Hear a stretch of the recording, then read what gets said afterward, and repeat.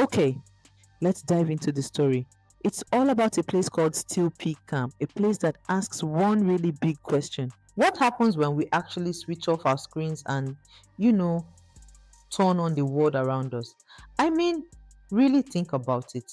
That constant buzzing, the endless scrolling, that feeling like you have to be online all the time. It can be a lot, right? Well, our story kicks off with a bunch of kids who are about to experience the total opposite of that. So picture this. There are 12 kids on a bus heading off to some special camp, but they are not looking out the window. They are not chatting. Nope. Every single one of them is just lost in their own little world, faces glowing from the light of their screens. Then the bus doors ease open. A cool mist that smells just like pine trees rolls in. The children step out, and suddenly a wave of pure panic hits them. You see them patting their pockets, looking around like crazy. Their phones, they're gone. And that's when they spot it. There's this wooden sign just swinging in the wind with a very clear and for them a very, very scary message. Welcome to Steel Peak Camp. No phones, no screens, full presence. You can just imagine the look on their faces. Just then, this woman with a warm, kind smile and a beautiful Ankara cape steps forward. This is Dreamer Aid, the camp's guide. Her voice is so calm as she welcomes them. And get this, she doesn't call them campers, she calls them storytellers. She tells them that here, boredom isn't something to be afraid of, it's an invitation. Yeah, but a warm welcome doesn't exactly do the trick. One student, a girl named Bola, whispers what everyone else is thinking. That feeling of loss is just instant. Their connection to the whole digital world has been completely cut. And this, right here, is the whole point of Dreamer AIDS Camp. She wants them to see the difference between a mind that's full of notifications and a mind that actually has space. One mind is just constantly reacting, right? But the other one, it has room to daydream, to cook up new ideas, and to just notice what's happening. That's lesson number one. So, that first afternoon at camp kicks off, and with it, the real challenge begins. And it's not some tough hike or a scary climbing wall, it's something way, way harder for these kids. Complete and total silence. And this shows their journey perfectly. The first hour feels like it's never going to end. By hour two, they're literally just picking up sticks and dropping them. But then something starts to shift. An hour later, they're actually looking up, seeing shapes in the clouds. And by hour four, with nobody telling them what to do, they're creating. Building little towers, humming tunes, they're actually playing.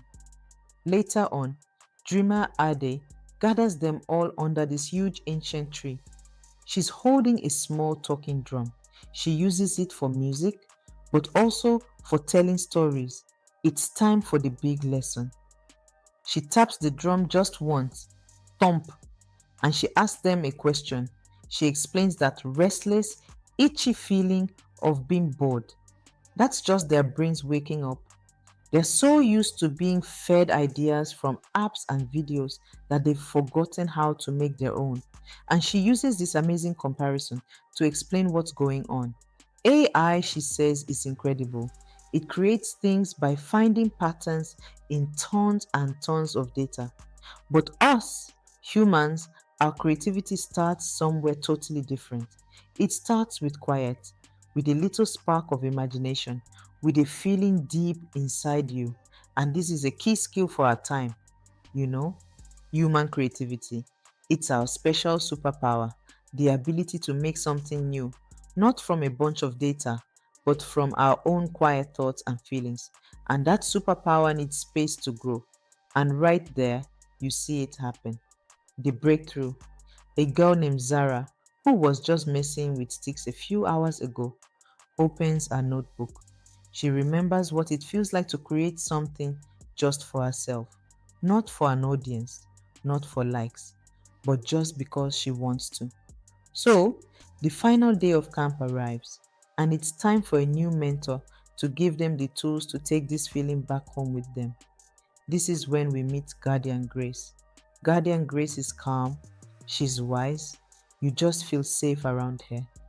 And she explains something really important.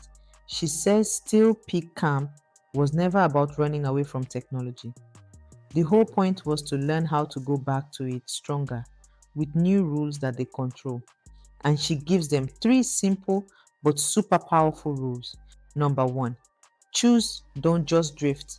If you open an app, know why you're doing it. Two, protect your quiet time. Your mornings and nights are for you, not your phone. And three, remember who's in charge. AI is a tool, not the boss. You are the boss. This all ties into another huge AI literacy skill, managing AI.